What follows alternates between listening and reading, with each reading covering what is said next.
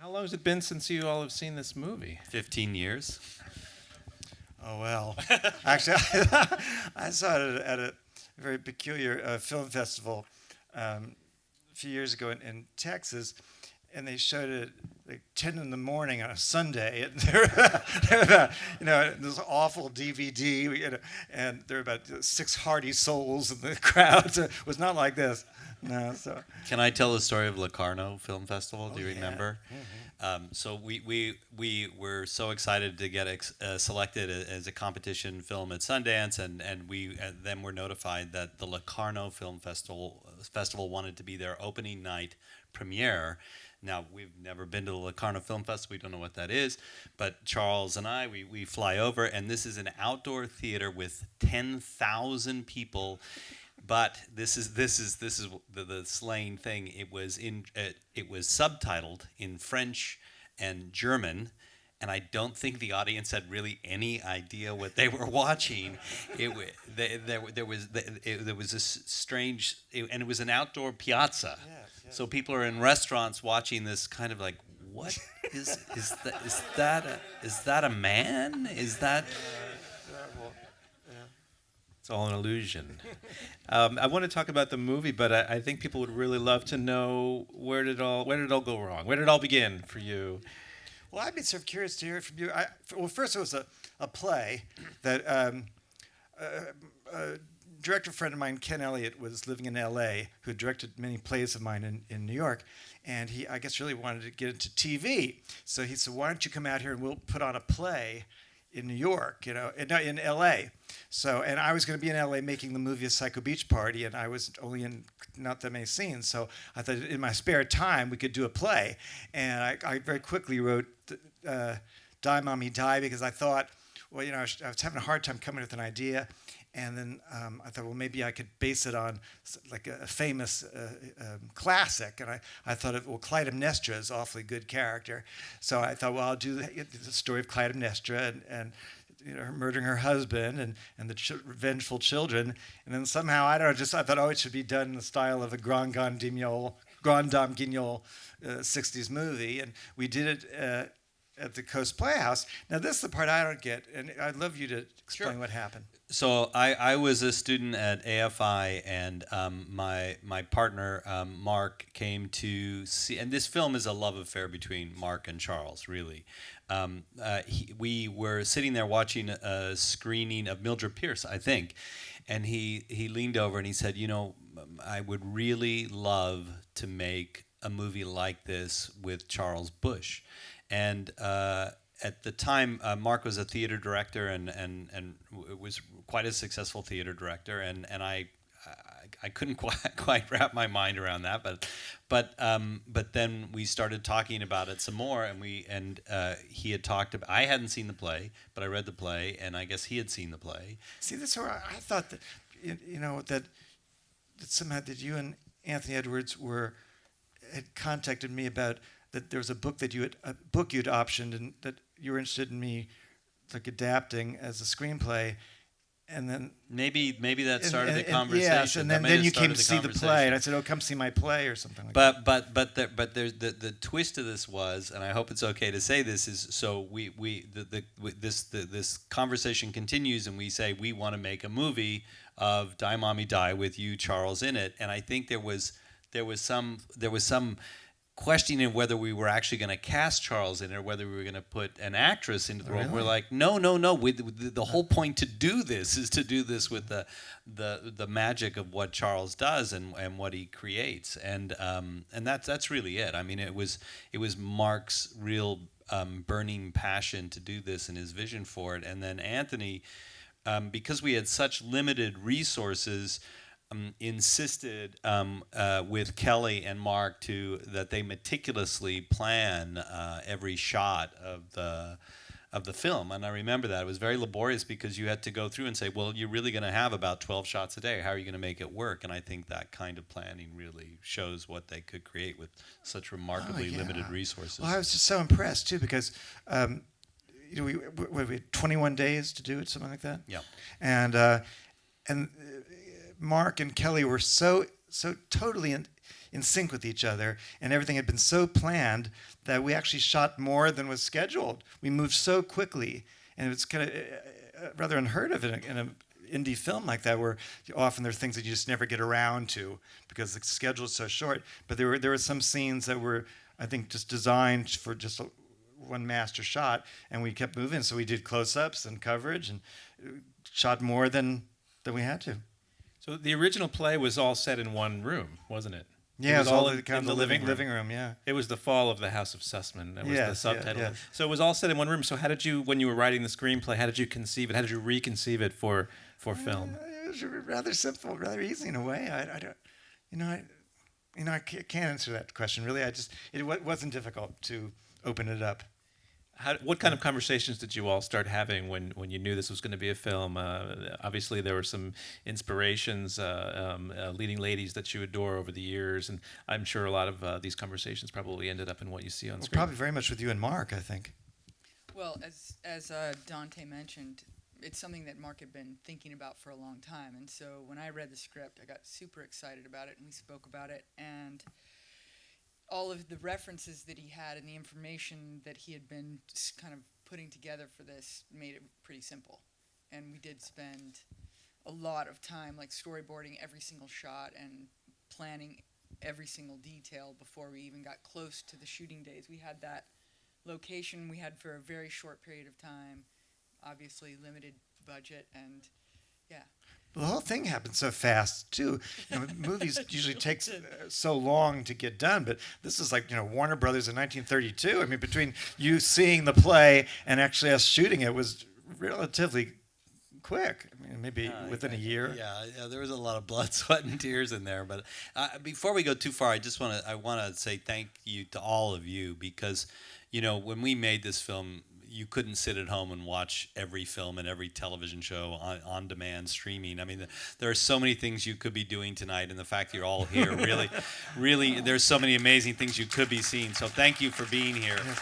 And we should also say that the editor of the film, Philip Harrison, is here. Philip Harrison, right here. So Philip is a remarkable contributor to the film. Yeah. You hear his voice. He's the radio announcer announcing the death of Barbara. But the other thing I want to real quickly is Outfest and the Legacy Project. When they reached out and said, "Can we have your masters and your prints?" I mean, it was just so remarkable because these things are just sitting, as you described, in a closet or a storage room, just sort of decaying. And Outfest for me means so much because as a young man coming out, being able to go to a film festival and see something like Parting Glances and seeing yourself on screen was so remarkable. And it was such a different time in the fact that we've gone through so much so quickly. It's so easy to lose the sense of where we've come from and who we are, and the fact that Mark has passed and the director of Parting Glance has passed, and so many of these great artists aren't with us anymore. I'm so grateful to everybody for keeping all this. That's beautifully said. I think there was some discussion about this film originally being in black and white. Is that sort of an early conversation that you had? To be really quite honest with you, I'm in New York and everybody was in L.A. and I had rather little to do with the planning of it. In fact, I remember when we were shooting the scene where the children and I are at the dinner table, and when they're going to plant the LSD, and I said to Kelly, I said, "Oh, it really the way you're lighting this really reminds me of that scene in Hush Hush Sweet Charlotte." She said, "Yeah, because it's totally based on that."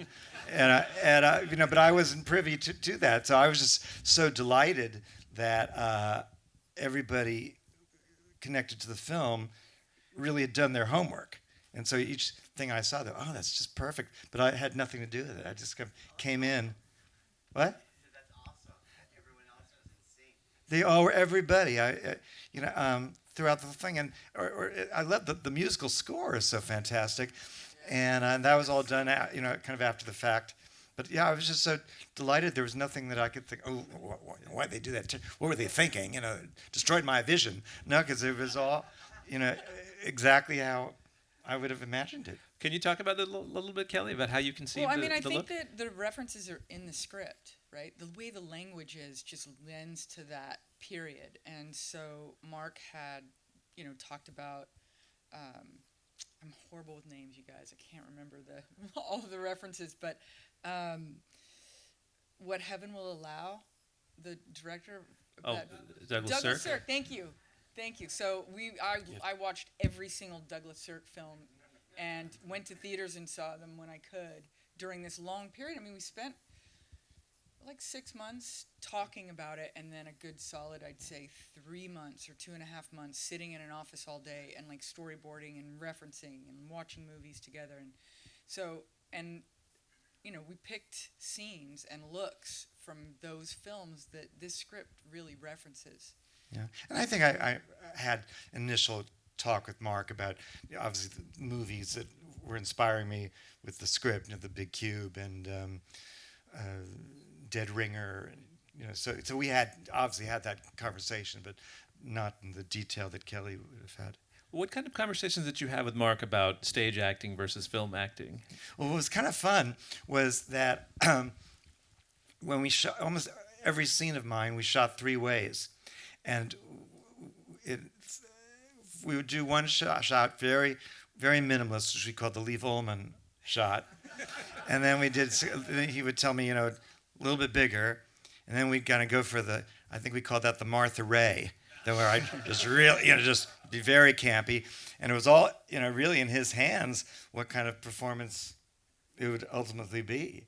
Because I think the day after we finished shooting, I was back on a plane to New York and had no idea what it was going to be like. And it was just so wonderful making this movie. So often in our lives, it's after the fact when you realize, oh, I was so happy. I wish I was aware of how happy I was. But those 21 days, I really think I don't think I've ever in my life, before or since, have been so completely physically, emotionally, artistically engaged as I was. And I was absolutely aware every day, every hour of each day, just how grateful I was to be living out this dream of mine to star in my own movie, and every day presented some other fantastic thing. Today I'm doing a love scene. Today I'm doing a murder scene. I got to do everything I ever wanted to do in this movie, and I was absolutely aware of it every second. Just I can't believe this is happening. It clearly, it's like a dream. It seems like it would be a dream. I was just in a state of kind of rapture for 21 days. I have to say there was one moment though that was less rapturous, because these amazing costumes that your designers had built for you, they're really, really remarkable. However, they were very authentic, including the swimming costume, and it was very heavy. And and Charles was so gallant, and he kept doing it over and over again. And there was a moment where you think, oh, he actually might be close to drowning, because you... Just sheer vanity was... it's so silly. Now that I look back, I was so foolish. It's just I was wearing... It was wool, right? Well, I was wearing underneath this bathing suit, I was wearing this heavy... corset. Corset, laced up corset that, is really heavy thing. What's that made of? Canvas, And nobody was ever going to see me. I was sort of embarrassed. I had some notion of getting out of the pool and having the crew see me looking like in this weird bathing suit. I don't know. It was some nutty thing in my head. So I wore this corset under thing, and I can barely swim at best anyway. And so I was just sinking in. I thought, because really at best I can barely swim a lap in a pool. And so, I thought I can get through this. I can get through this. And this bitch over here just made me do it about 13 takes, 13 laps. So finally I was thinking, oh, this is horrible. That wasn't so cool, but still. But all of the moments that you mentioned before that, your pleasure and your happiness and your, being so present, lent everything to us having the time to do all those extra shots. Because this guy showed up totally prepared, on the mark. We never had to wait for you. It was incredible. Yeah, no, I just loved it. Thank you. And when it was over, One take, in Chuck. fact, when it was over, my last day shooting, and then I'm on the plane the next day. I was still so just in the world of that movie that for almost a week I would just lie there and just kind of assemble the movie in my head and just go scene by scene and put, because we shot it out of sequence, but I would just sort of imagine it in sequence, the whole movie, and I would just keep playing it over and over because I couldn't let it go. I was so just, in this fantasy of what had happened to me. Speaking of the costumes, how many costumes were there? Seems like there were a lot of costumes. Well, because in the play, I think I had maybe, I don't know how many, 6 changes, let's say. And I remember... That's a lot. Yeah, but Dante at one point said to me, they'd actually done a real breakdown because of the budget. He said, you realize that you have 40 costumes? I said, no, that's impossible. He said, no, you've got 40 costumes.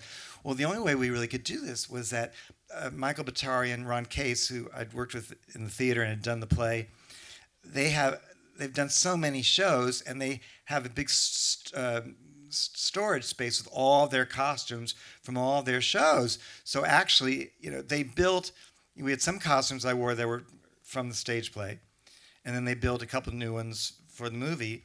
But then a lot of these, there were so many montage sequences. So I'm wearing at one point Donna McKechnie's dresses from State Fair, and then in that little scene where I'm Clytemnestra, I think the dress is from Camelot, and the collar's from Joseph and the Technicolor Dreamcoat, and then a couple of Aunt Barbara's dresses in flashback for the character of Grace and Annie was her dresses. They kind of pieced it all together, and you really couldn't have done it except for the fact that they did have this stock to pull from. Dante, how did you get this amazing cast, aside from Charles? We're just incredibly fortunate, and look, I think the material was what really drew people. The funny thing was, I think Philip was one of the last people to be cast, and we were so excited to get him because everybody was working on an equity, not a SAG experimental contract, so no one was really making any money to speak of. But we realized, and Philip, when he showed up, he would sleep a lot. And we realized that he had an 18-month-old baby at home, and he was just so excited to get away and be somewhere where he could sleep. Yeah. How did Jason Priestley get involved with this? I'm trying to, it may have been, the relationship may have been through auto racing because Anthony was very involved with auto racing, and that may have been why he came to it. But everybody that came to it with such spirit. And Stark, one of the fun anecdotes of this is Stark was 19, I guess, when he did this, and he's obviously having a great career now. And he was family friends with Lou Ferrigno, who trained him so he could put on some muscle mass. So he was off. We had no idea, but he was off training with Lou Ferrigno twice a day. Do you recall your love scene, if you could call it a love scene? Yeah. Well, I was all kind of rabbity about it because I'd never done anything like that, and I was just a little nervous about it. And Jason Priestley is just a great guy, and I really can't be dishy about somebody. He just lent himself. So he was just a very cool dude, and so he said to me, okay, this is, what we're going to do. And, he sort of took my head in his hands, and when we do a love scene, you're going to be head yours tilted this way. I'm going to tilt this way. And then he had it all, just explained it all. And he was a great sport. Even later, when we were publicizing the movie, and we had a big photo shoot, I think, for Out Magazine, and all the attention was on me about my costume and this, and he was the bigger star, and just kind of stood there watching, just sort of amused by the whole thing, and it's delightful, just delightful. And I adored Natasha, who was just kind of outrageous and a little Mae West feeling. Yeah, interesting because I think she looks a lot like like when you see photos of the very young Mae West. Like in vaudeville, she really looks like Natasha. I said to Natasha that she could play the young Mae West in a movie. She was, just delightful. It sounds like kind of sappy here, but it's really true. I mean, I do remember we had one difficult day where we were shooting the scene at the funeral memorial service, and I think everything was going wrong, and the generators broke or something, and there was long delay, and so I had to sing those songs. So I just kind of did a whole cabaret act for the audience. I had my trapped audience there, and but even that was just kind of marvelous. Yeah. Do you have a favorite scene or a favorite moment in the movie? I just love the ending so much. It was just what a dream. I just remember being behind those doors, in that fabulous coat, just and waiting for them to open and have all those extras and all that. And then is Jeff Quinn here by any chance? He is. Well, that's the owner of the house that we shot in, and he was so, and I think he didn't realize just how obnoxious the whole thing was going to be. Oh my God! And they were so game. We went door to door, our production designer went door to door in Hancock Park, passing out flyers, hoping somebody would let us shoot in our house. And you guys were so amazing. It was such a save. And eventually, he was just pushed more and more into this little sort of attic bedroom with his dogs, and we'd promised him though that he was going to have a cameo in the movie, and then things keep going on. There's no cameo, and finally we're going to do almost like the last thing we shot was the end of the movie, and so he's one of the reporters at the end, and and he's really giving a performance, and he's thinking, but the camera was moving so quickly, and poor Jeff here, he's giving this Oscar-winning performance, taking notes, and then I guess Jason Priestley said, "Dude, the camera's already down the block, but we can still see you. I saw you tonight." Yeah. Kelly, do you have a favorite scene in the movie? Something you're proud of? No, not really. I have to say that after not seeing it for 15 years on a big screen, I think I saw it somewhere else on a TV screen with some friends, but. No, I'm proud of the way it looked, and I'm honored and proud that I got to work with these guys, and yeah. How about you, Dante? I remember two moments really, really clearly when it felt like something very special was happening, and that was the shot when we're there at the attorney's office, and I think it was one of the first things we shot, wasn't it?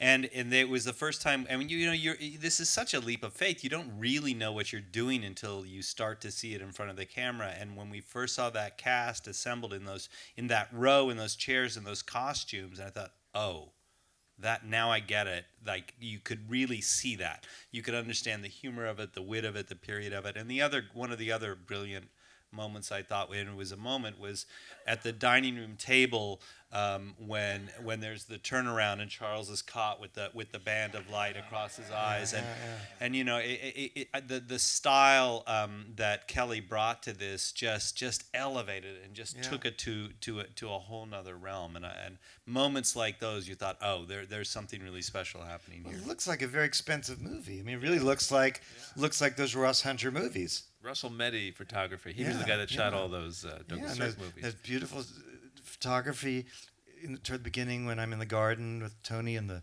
light on my hair. I mean, it really, looks like a old studio film, I think. Tell us about the experience of taking this to Sundance. That was your world premiere, I believe, right? In 2003? I mean, to this day, I think it's one of the most thrilling moments of my life was that experience. I'd been going there for 10 years as a fan, and you sort of hope that you might like get a midnight screening or something. And when we heard we were in dramatic competition, we're like, what? It was really the most thrilling moment. And then it was so wild. So I was out there. I saw the screening, and then I was in a play in New York. So I think the screening happened. I was able to take, I don't have an understudy, so I think I don't know what happened. We canceled a performance or something. So I was in Sundance for a couple nights, and I had to go back, be in the play. And I came home one night after the performance, and suddenly the phone rings, and it's Dante, and I hear all this noise in the background. He said, "You won the Best Performance Award." And the only time I've ever won an acting award ever, and I wasn't there. And I couldn't believe it. Special jury prize performance. I couldn't believe it. Yeah. Well deserved. I couldn't believe it. And it was couldn't believe it. There is this experience with this film because there are people who get it and then there are people who don't get it. And I so distinctly remember the heads of Lionsgate, which are coming to us going, "We're very excited to see your film, and we want to be sure we see your film right after. We want to see you right afterwards." And then after the film, they're like, "Boom, out the door." You're like, "Hey." Well, it was also kind of. I think I was telling you earlier. Sort of, I hadn't seen the movie, or anything. I was in New York during the whole post-production process, so I didn't see the movie until I saw it on this big screen at Sundance's in their main theater, and so I'm sitting there, and the strangest thing happened was that now here I'd written the play, I acted in the play, wrote the screenplay, acted in the movie, and it wasn't until I was watching this and toward the end of the film, I got so caught up and I didn't realize just how autobiographical it is. Because see, I was adopted and raised by my aunt because my mother died when I was 7 years old, and suddenly when I was watching the scene at the end where Angela, the children finally come to her, and love her, and suddenly it just. Well, I suddenly saw my aunt up there. I was her, and then it hit me that if you took all the trappings of melodrama out of the story, the essential story is about a woman who is raising her dead sister's children and wants them to love her, them to love her, and will never believe that they would love her, and it just hit me in this wave, and it clinched in my head too that as writers, every single thing we write, whether it's for hire or anything, is personal, and we may not ever know it, but it's like a dream. It's something that just comes out of your head, and so it has to be based on some rather profound thing, whether you know it or not. Yeah. You performed the play again after the film in New York, right? Oh God, it's just endless. I'll be doing it, when I'm 80. Yeah. No, we did. First we did an Actors Fund benefit, and Chris Maloney played Tony, and we did this one night, and it went very well. And then Daryl Roth, who's a wonderful producer in New York, who's been sort of a great champion of mine, and she decided that we would do a full off-Broadway production. We did a rather lavish off-Broadway production, and we played that a couple months, and so that's fun. And now I'm going to do it again, actually, here in L.A. I don't know how many of you are aware of this wonderful group called L.A. Theater Works that do radio productions. And actually, they tape them, I think, on this campus. Yes, and so I think it's like spring of next year. We're going to do it as a radio play for a couple nights, and so I hope you come see it. Because I wanted to do it so I could say that I played Angela Arden on stage, film, and radio. So You'll get a star on the boulevard. I just have to find some way of doing it on TV, whether it's public access or something. I got it so I can do it in every medium. We have some time for a couple of questions. If anybody has any questions for Charles or anybody else. Yes, sir. Hey, Richard. Microphone coming right. This is Richard Tanner, went to summer camp with me. That's right. Yeah. He did my sister's hair for the women. What? You did my sister's hair for Oh, the at women. summer camp. Yeah. Oh, okay. What kind of summer camp was this? Theater camp. Yeah. Showbiz camp. I'm yeah. still amazed by what you did with her hair. You said that you weren't really involved in the pre and post production. I understand, but nonetheless, this is your creation, and so I'm wondering a couple of things. How involved were you in sort of the minutia of some of what we saw in terms of choosing her jewelry, choosing? Oh, well, I was very involved with the wigs? costumes. Okay. Well, yes, because they were done in New York. Oh, so these are all brought yeah. in. So it's that and I'm always very involved with the costumes in my shows, and in a certain sense, I'm sort of co-designer. I do the research. I do the sketches even. I'm very, very involved. It's just what's wonderful when you work with talented people then who know more than you do, then they take my ideas and make them better than I could have done. Were you able to translate all that into the film? So yeah, so I was very involved with my look. Yeah, And but then the other things, no, I really wasn't. I really lucked out that everybody did their homework, which is basically the thing, so that they knew what the movies were that we were evoking, and they knew they had the skill to recreate it. And just along with this, were there moments when in writing and performing it where you specifically knew this is Susan Hayward in such and such, this is Barbara Stanwyck in such and such? Yes, not too much in this, but specifically, there's a moment that sort of evokes a moment in Now Voyager. I'm not afraid. I'm not afraid. So and Betty Davis. And there's kind of when I start breaking the record and get out. It's very sort of I'm kind of doing Betty Davis and Dead Ringer, those movies, sort of that big vocal attack. Yeah, I got that. But I'd been playing versions of that character for so long that I have kind of forgotten even really where they, like I do that sort of vocal thing, and I try to remember. People ask me, where does that come from? And I have a feeling that I'm sort of it started off with it's sort of a deconstructed thing that Joan Crawford sometimes does, like in The Women, when she says, well, I guess it's back to the perfume counter for me, and Ginger Rogers does that a lot too. So I guess it's sort of, but after a certain point you forget, you forget where you got it from, or sometimes a movie, I'll do some quotation from a movie and totally forgot that it's a quotation. I'll be years later watching a movie on TV and think, oh, that's the line from my movie. Oh no, I stole it from that. I just forget. Yeah, it was wonderful. It was really wonderful. Yes, please. About that, you remember that scene where you have that gown and the lining of the coat was that is marvelous? the dress. It's Yeah. the same.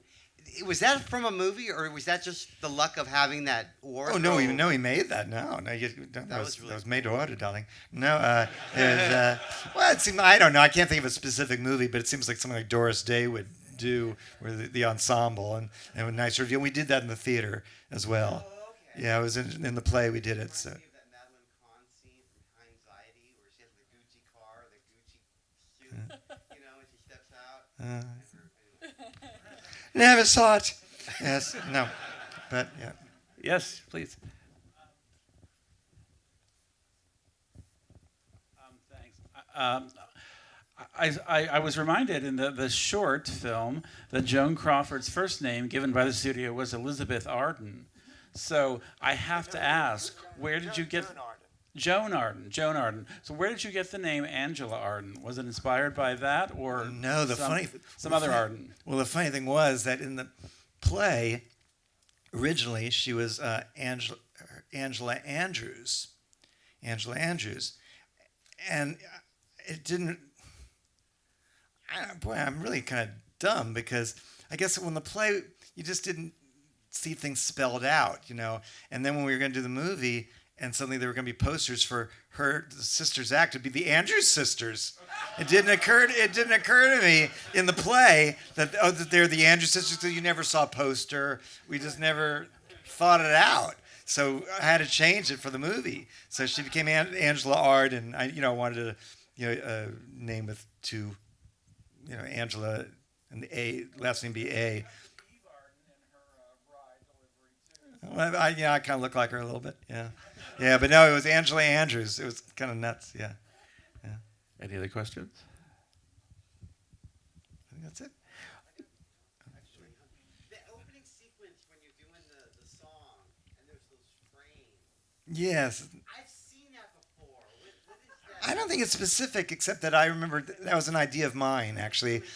Because I'd said that, I think when we were discussing it, I think that was a suggestion of mine that that it should look like a late 50s TV show where the set is so minimalist, and they would just have some odd object floating.